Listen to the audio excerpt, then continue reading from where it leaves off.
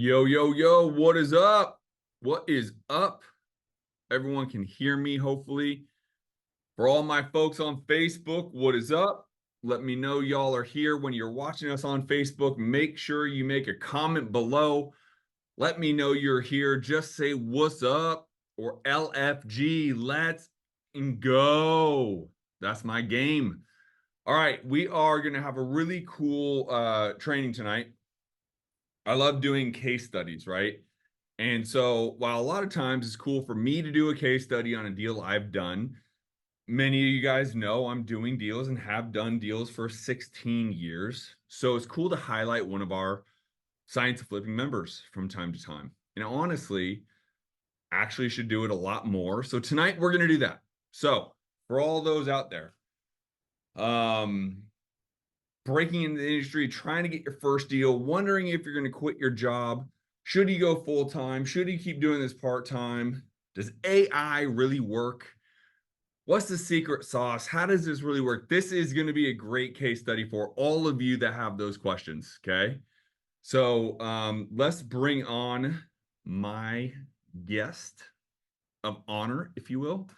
We're going to be going live, going over his deal that he got using AI. So using AI is a big keyword right now. Everyone wants to talk about AI. I can tell you, if you're not using AI in your business right now, you will be left behind. So for all those people that don't have what you're going to see tonight and don't have automation, don't have communication, don't have a way to find seller leads, you need to get on the train. You need to see this and see how Anthony was able to get this deal done. And so Anthony Cotto, what's up, dude? What's going on, man? Everything, dude. Everything. So I'm excited for you. I know it's a big day for you, and you have some level of a time crunch. So we'll try to keep this as succinct as possible. Although I could probably talk about this with you for as long as you would let me, but it's super cool. For all of you out there that are trying to figure out whether you're going to do this part-time or full-time, a little background on Anthony. He was a full-time car salesman for how many years? Just under 4 years. 4 years, did very well financially, but found real estate, found interest in real estate, ultimately, which led to me joined my membership at the Science Flipping, quit his job, and now we're talking about at least the first deal with AI right here. This isn't your first deal yet, is it? No, this is probably two or three. Okay.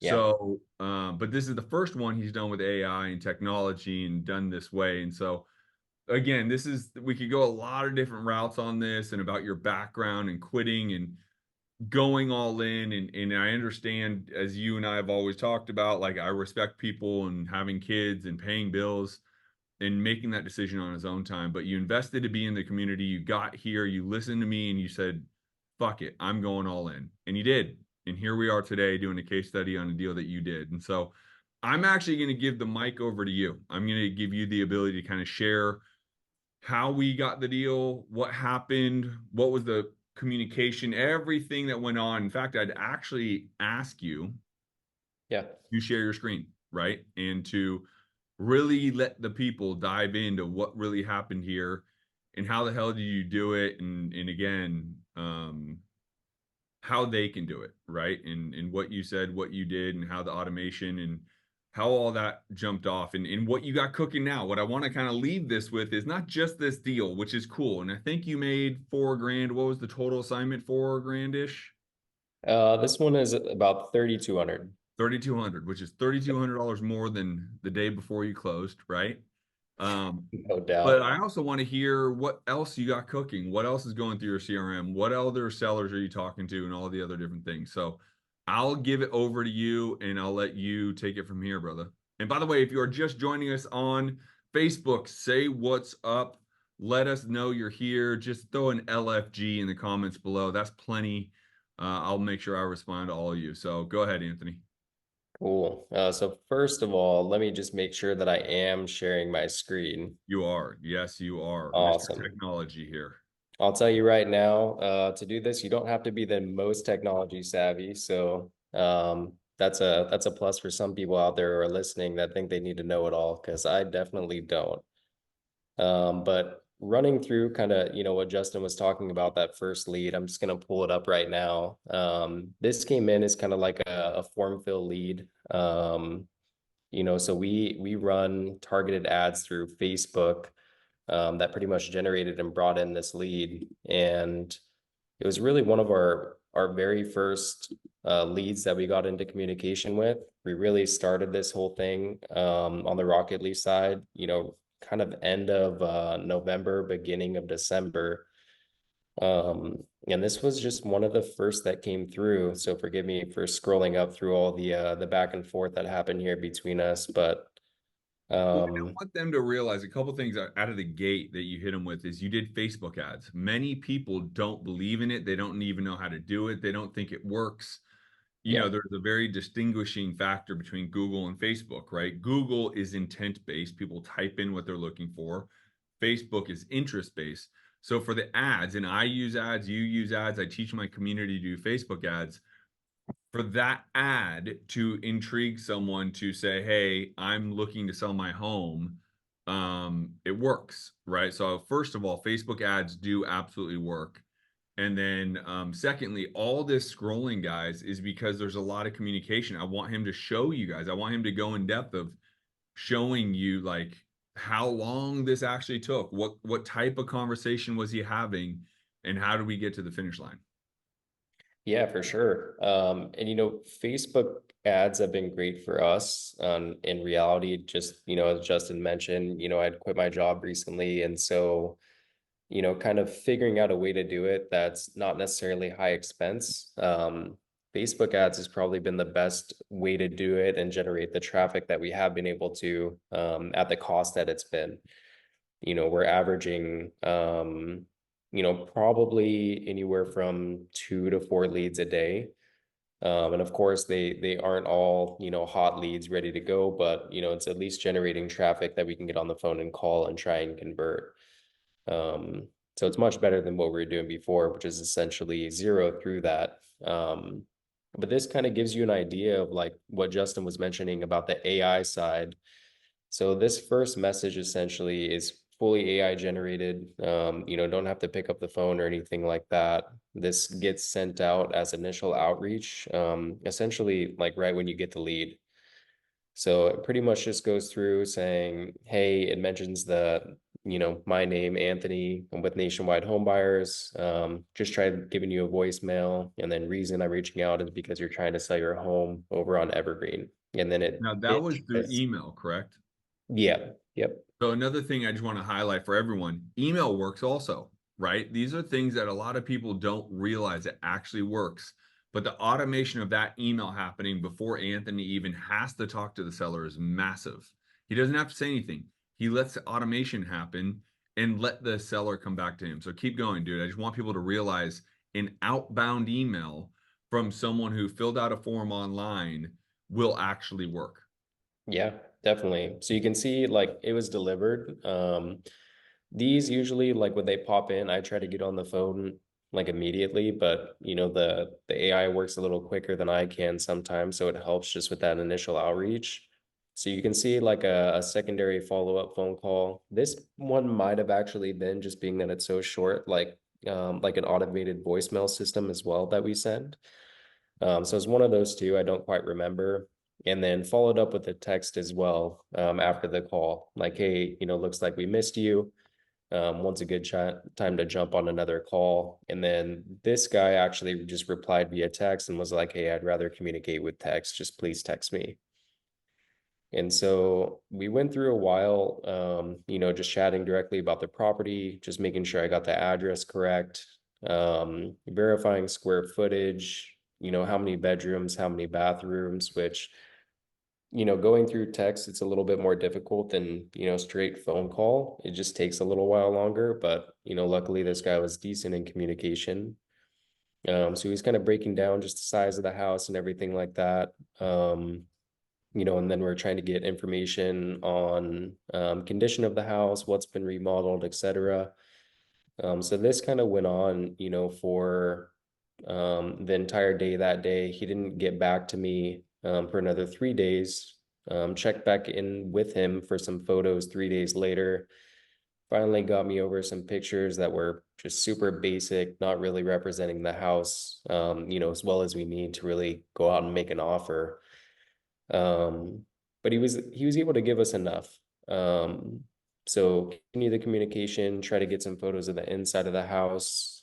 And this again was over the next couple days, but ended up getting corresponded with just more information of the house instead of photos.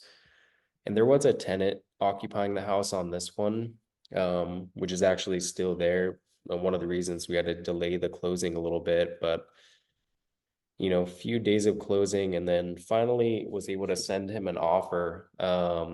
Initial lead was December 3rd, and then we got an offer to him December 13th. So roughly about 10 days later, we're able to send him an offer. And all of this has transpired over text, correct? Correct. Yeah, not a single, even to this day, I've never once talked to this guy on the phone. I want So you guys to take note of this, right? There's a lot that we could go over, right? But Anthony has a time constraint, and so we'll dive into it. But like you have to understand, you got to meet the sellers where they're at with communication. A lot of people don't want to get on the phone. So for all you guys out there cold calling, there's a lot of sellers that want nothing to do with it. That's why the initial email worked. He said, please text me. And then it allowed Anthony to jump in there. Now, what I've asked Anthony to show you guys a little bit down the road, there's an AI bot now that's working on behalf of Anthony that has been implemented that Anthony doesn't even have to do this anymore. We'll get there. I want you to show that, Anthony, but yeah, um, keep going. So it took roughly 10 days yep, from texting, going back and forth to actually submitting an offer. yep, absolutely. Okay.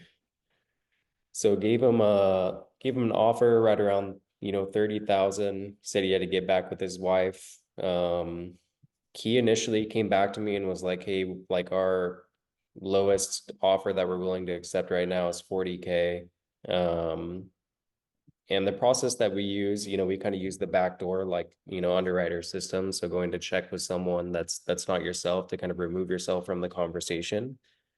And so just asked him like, hey, if we're able to get those numbers bumped up a little bit, could you help us out on the price? And then he immediately dropped down to 35, 36. Um, Again, this was over kind of a couple days, and then was able to get back to him a couple days later and said, hey, we got a new number approved at 33.7, which this too was, it's right before the holidays too. So, replying was slow. Everything on his end took a little longer, and he pretty much told me like, send me over a contract, let me review it at that 33.7, and then I'll get back to you. So sent that over to him, got the details of who's on the contract, etc. And then this was again kind of communicating back and forth about the tenant situation. It was like a family member in the property. We were trying to close, within 30 days, and they tried to push it out for, roughly 2 months. We were just kind of figuring all that out. um Ended up just letting them know like, hey, let's make sure that we can move past inspection, and then we'll figure out the tenant situation. um and then moving on, just kind of checking back in with him, seeing if he was able to view the contract, sign it. And took him, you know another 2 days, 3 days to even get the contract signed. And this was December 16th. So another, 3 days later, 4 days later, that he was finally even to get in and accept our second offer At 33.7. at 33.7. Yep. Yeah, So your follow-up, as Ashley is saying, is incredible here, right? And so but yeah, that's part of this game. Everyone wants to know what the secret sauce is a lot of times with these sellers, and is be there at the right time. Timing plays a lot of this, right? And so your follow-up, your ability to just check in, Ashley's comment and what you did is the right thing. Is these sellers come to us, whether they fill out a form, whether they come through lead detector, whatever, it's about timing. And you need to just be in communication with them when they're ready, right? It's not on your time, it's on the seller's time. So great job. yeah, thank you. Yeah, I mean, follow-up is definitely important. Even a lot of times when people tell you to kick rocks, just checking back in 3, 4 days, like hey, have you still got that house, or 2, 3 weeks later, just, poke it in there to see. You'd be surprised at, what answers that you'd get. But yeah, in other words, we were able to finally get the contract signed, got access to someone that we were dispoing it to essentially. Got a kind of instantaneous offer, but it was lower than what we actually had it contracted for. So moving forward, this is kind of when we were able to get them in. And then after that, we essentially went into like a renegotiation phase. And this was, going through Christmas and stuff too. So you can see here, like this is New Year's when I finally got back to him and said, hey, like, contractor came back in lower than expected. And, our offer went from 33 down to 25. And trying to close January 30th with which didn't ideally work for him either. Um, so he didn't even respond to that. So I messaged him again. This was December 31st, reached out to him again, January 2nd, and was just like, hey, do you think we can proceed? And they replied, can't go that low. 30K is going to be the lowest, which, seemed like I can make it make sense. Told him the same thing, like, hey, I'll go back to my team, see if we can make it work at 30K. Got some more details about the property, if there's anything that I can do to kind of bump up that evaluation, if there's a new roof, new AC, that kind of thing. Um, and really just trying to get another solid commitment, because before it was tough to get down to the 33. So just trying to get that lower commitment price. And he was like, as you can see right here, he was willing to work with us, which made me understand that he didn't really have any other offers out there and they wanted to get this property sold. So there was definitely motivation there. Um, and then again, this was, just a bit of communication and then just me, kind of chopping away at it, seeing where we can get those numbers to. Um, Went back up this time at 27.8 just to see, if he would come down to our number. And at that time we had it pretty much dispoed at about 33. So we were just trying to make our profit margin at this point as much as we can. Yeah, Uh, so you never saw the home, just so everyone understands. This is all virtual. What city is this in? this is in Michigan, Detroit, Michigan. And then you live in California. This is all virtual. You never saw the home. Who Yep. took pictures, or did we rely on the buyer to take pictures? What did you do? Yeah, so buyer took those few pictures up front, and then we actually like the guy that we're dispoing it to, he went and just looked at the property himself based off of those first initial pictures. You mean the seller took initial pictures? Yeah, sorry. The seller took the initial photos, the first 3 or 4, and then we were able to get someone out there physically at the property that was able to take some more photos. How And many buyers went to the property? Do you remember? Or was it two like total. one guy, It two, was two total on this one. Yeah. and one guy bought it? And that's what I want everyone to understand is like you don't need to have 25 people go see this home. You need one, and one person can buy it, right? And so for that, to work out the way it did, that's all you need. And that's why I tell all of my members, contract deals, make offers, make offers. You don't need the deal that everyone wants. You need the deal that one person wants. One person, not everybody, right? Yeah. Yeah, so still, on this end, it was still a little bit back and forth. And then we actually found out like after, because we knew we could make that 30 grand work. So again, I was just trying to chop away to make a little bit more profit. And then he kind of brought up the fact that he had past due taxes and a water bill that equaled about another 3 grand. We're kind of back at square one from where he wanted to be to breaking even. Um, so this is just verifying that, and then the 3 grand, just verifying that that's on top of what he wants us paying that as well, considering, all the closing costs, we're already paying that. So yeah, just going through kind of what exactly it was that he owed here. So 1,000 in water and another 2K in back taxes, going through, how soon he wants to get out.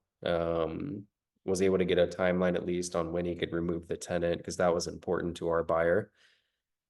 Um, And then again, we had to kind of go back into a renegotiation there because, we weren't aware of this tax bill until after we had already got a contract signed. And then after we renegotiated again, then he kind of threw this on us last minute, when we were kind of at the finish line. So this was another like few days of renegotiating, dropping back down our price, to include that $3,000 bill that we weren't expecting. And, at this point, the seller wasn't communicating very well. I can tell there was some hesitation. But he's giving me some positive feedback as well, like letting me know we're not too far off, but not really giving me an answer. And then finally, January 3rd, was able to get back in touch with him. So this is essentially, a month later from when we originally contracted the deal. He came back with a number that he was okay with, which he was saying pretty much give us the original price that you offered, which is 33.7, or give me another 60 days of rental income and give me 30,800, which neither one really made sense for the buyer. Um, so again, went back to letting him know we can't get to the 30s, bumped it up to almost 29, but gave him the closing deadline that he was looking for of the 28th of February. And then again, just more back and forth, kind of vague conversation. Still just waiting to hear back from him. And then, one more time, he kind of just let it go. And then I just kind of pushed back one more time, like just asking him, hey, what can we do to get this done today? Trying to push, our guys up a little bit more. Again, jumped up to 29.4. He says we're getting close. And I just asked him, what do you mean by that? $50, $100. And this is me still trying to tell him, like, hey, I'm even gonna have to push to get to this number. I can't guarantee anything.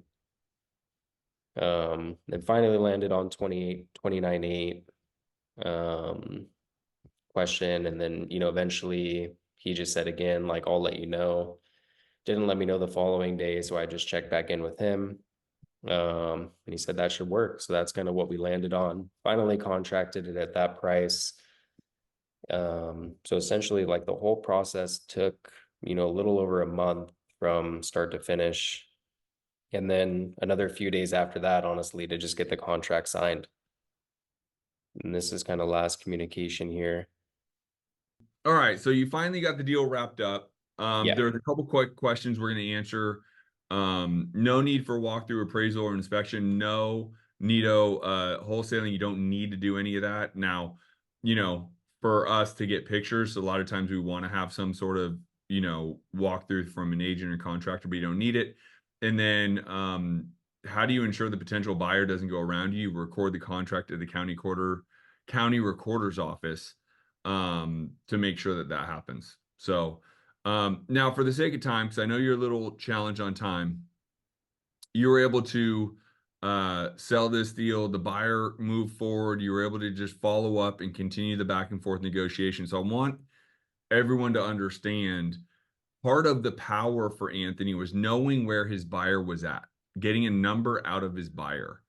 By that, he was then able to reverse engineer how much money he was going to be able to make. And if he was going to have to only make $1,000, then that was going to have to be done just to get the deal done. But, obviously in this scenario, the seller wasn't able to negotiate very low because of this, that, and the other thing. Again, uh, the power came from knowing his buyer was going to move forward at that buy criteria. Um, so why don't we just kind of anything else you want to say about this specific deal, Anthony? Yeah, no, not in particular. Okay. So why don't we show them kind of what else you guys got and what you got in the work? I wanted to show them the bot now. I think that Yeah. would be really cool. So when you guys see Anthony going back and forth the way that he did, that was him actually doing it. Now Rocketly actually has a bot that does all that communication on your behalf. Show off a little bit of that, what you have going on in there. Yeah, definitely. So this was a pretty good example of really just, 90% like automated response. That actually helped because if you can see my, 5 or 6 phone call attempts here. I didn't really have much luck getting a hold of this guy. And then finally, he actually returned a call, but I missed it. And then this is kind of where the bot picks up. So, he lets us know we're trying to sell the house, possibly even with an option of buyback. And yeah, I mean, again, bot just kind of takes over here from here, and it's honestly wild. I'm not the most extroverted person in the world. And I've had to tell a couple sellers, in certain circumstances that we're working with this AI technology, and I'm telling you, like, this bot in some cases has better personality than I do. So Well, the one I thing I can mean, tell you about the machine is they don't have feelings. So right. you and I might get a little awkward, a little cringy about saying something, but you know it needs to be said, and maybe you might not say it because it's a little like, oh, I don't want to piss them off, and or I don't want to be annoying. I don't want to keep asking the same question. A bot has no feeling. They will ask the same question until they get the answer, right? And so to Yeah. your point, a lot of times the machine learning in the machine, the bot is actually going to do the right thing by asking the question that needs to be answered until it's answered. Yeah, and I mean, this is a perfect example right here where, they're pretty much just saying if we can make the numbers make sense of it, there was no reply, and it just kind of reiterated, like we have to know a little bit about the property first before we even know if it qualifies. And ask pretty in-depth questions. I mean, this is asking, um, or it's verifying, the square footage, the bedroom, bath count, um, asking about updates, asking if there's any major renovations done recently, any updates done in the last decade. And And you to could see, clarify, this is all the bot, right? This is not you. correct. Yeah. And I mean, the crazy part is, like, you can see the vernacular that it uses, like it seems like a real person. I think that's one of the cool things about it is, like, it's not just very generic answers or questions. They're very in depth. I've had a couple, I couldn't find the example, but they're even talking about, like, losses of the family and not being able to get back to it. And like the bot will even sympathize with those kind of answers. So, which is, not normal for a typical like AI that I've dealt with. But Yeah. um, so yeah, what's nice is it kind of goes through like a predetermined checklist.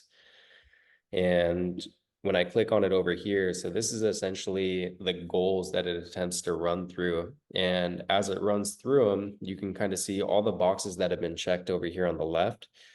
So as the bot figures out these like characteristics of their property, it essentially checks them off by itself. So property condition, property updates, has the property been listed, bedroom, bath, garage, and then it even goes as far as, like, what interest they have of selling, their current ownership, just about everything. And eventually you can see here there is an option to turn the bot off and on.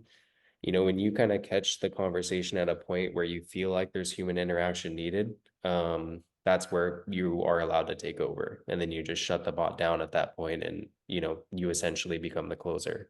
And so show the bot, say bot off that red button. Everybody, that's what he's saying is you to Yep, the right. this one right You here. can turn it on, turn it off, right? It's super, super cool. What's up, Jennifer? Um, Jennifer Atkins should be like you quitting her job. She's a baller out in Houston. So if you're in Houston, get a hold of Jennifer. But um, well, good. I mean, this is something that for a lot of people can help because and I'll just use just because Jen Atkins is here and you were here.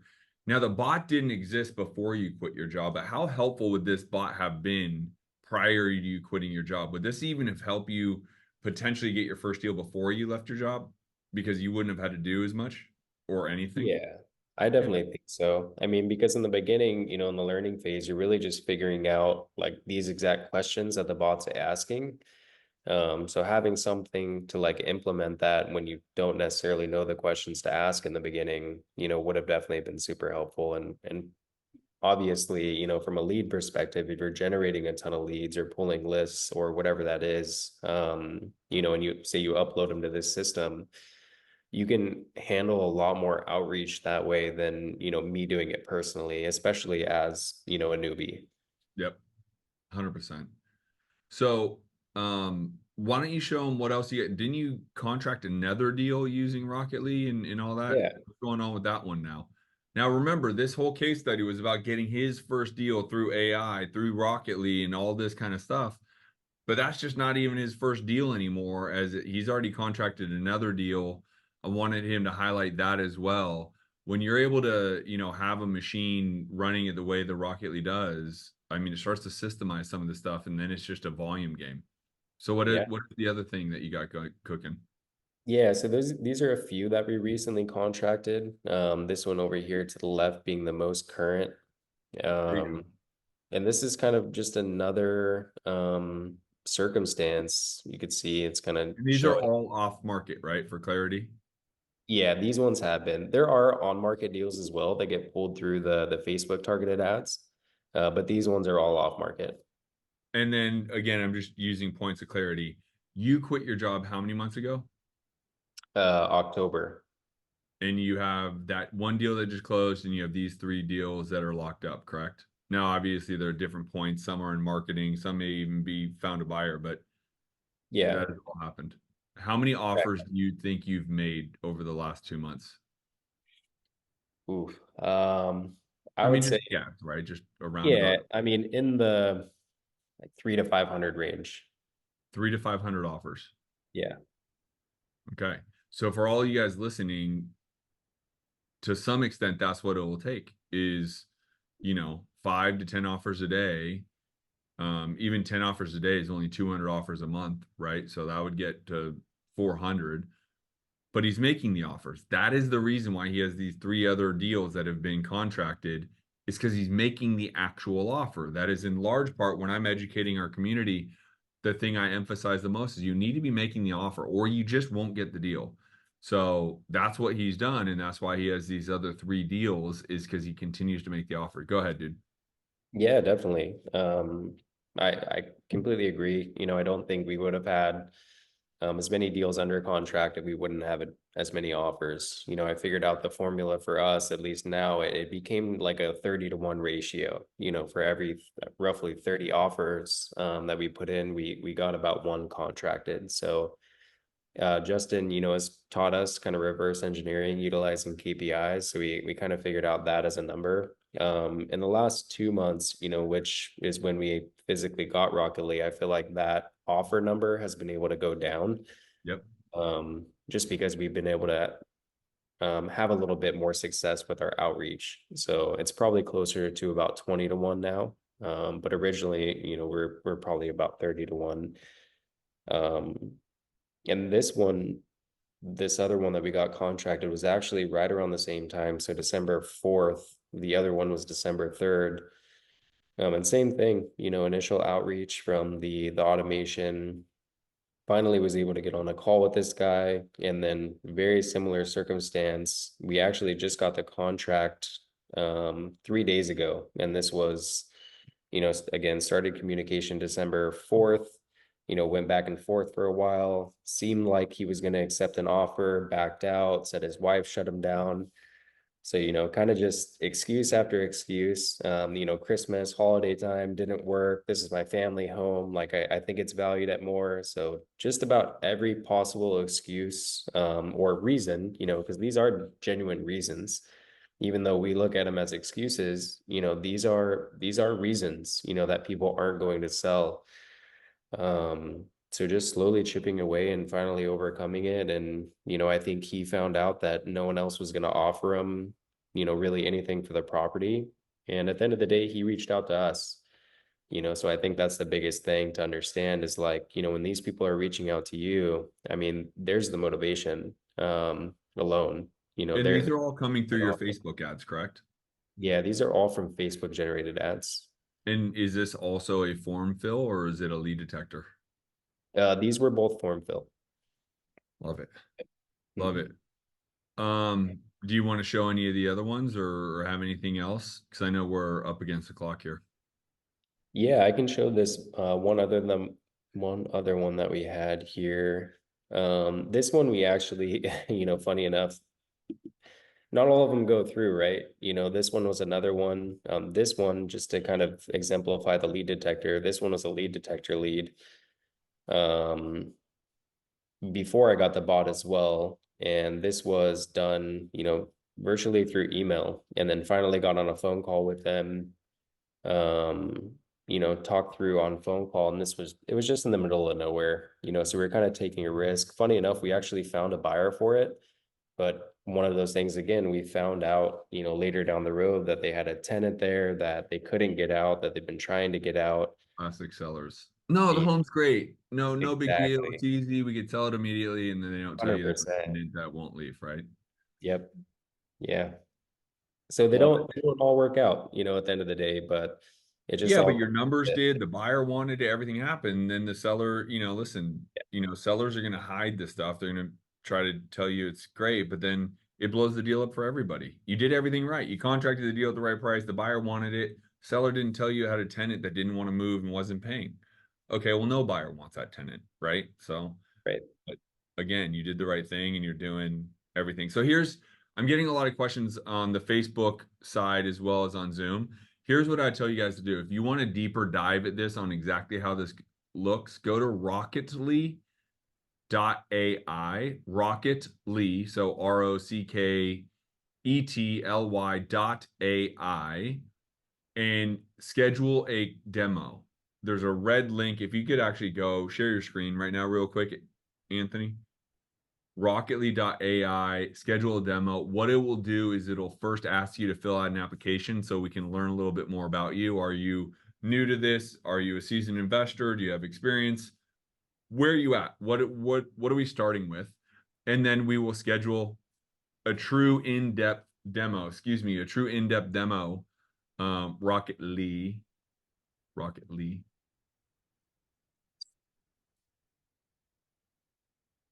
And then you will be able to actually spend a lot more time diving into exactly how this works. So these red buttons, click on either one of them. It'll first ask you to fill out an application, and then you can schedule a call. So if you want more time, go to rocketly.ai, and do that. And happy to have a discussion of all the ins and outs of this, how the bot works. I have Jen asking, should you be going nationwide or not? Anthony's going nationwide. I go nationwide. Many of my members of the science living community go nationwide. However, you can get extremely targeted. Things like you can upload a list in your own neighborhood if you want, your own county, your own state, upload a list. Let the bot start working for you, and starting that conversation, having all those conversations. You quite literally don't even have to do the work yourself anymore. Again, I've been saying this a lot lately. I'm getting a little scared for mankind in general, because literally you don't need to do the work. And so, Jen, just because I know you're asking, for those that are doing this part-time, this really solves some of that, which is like, I don't have time to be talking to the seller. Well, you don't need time now. The bot will actually do it. Now, do you need to get home from work, check where the conversation left off? Is it about time for you to make a call? It might be that time, but you don't need to be worrying about um breaking away from work, finding time on the side to do these calls with the sellers. You don't need to actually do that. So you can do localized, you can do specific to, state, county, neighborhoods. You can upload lists and let the bot start to work, or you can do Facebook ads, which I think you do both. I don't think it's an or, it can be an and, right? And very, very, very inexpensive, right? I see Coda in here. Ashley Coda is saying the wallet loves it. Yeah, because you don't have to go do pay-per-click advertising or direct mail, or hire some cold calling team for $3,500 a month. You could do this. You don't need to spend anything near that kind of. So that's my answer to you, Jen. I know there's a lot of questions here on Facebook. I'll put the link in the comments, but go to rocketly.ai. Do more of a true tutorial, like one-on-one with one of my specialists. They'll show you all the coolness, the ins and outs of Rocketly, but this is just the first of many for Anthony Coda here getting through Rocketly. Appreciate you spending some time with us, dude. Yes, sir. I appreciate you, man. All right. All right, y'all. Be good. See you all next week. Appreciate you. Talk to you Later, later. everybody.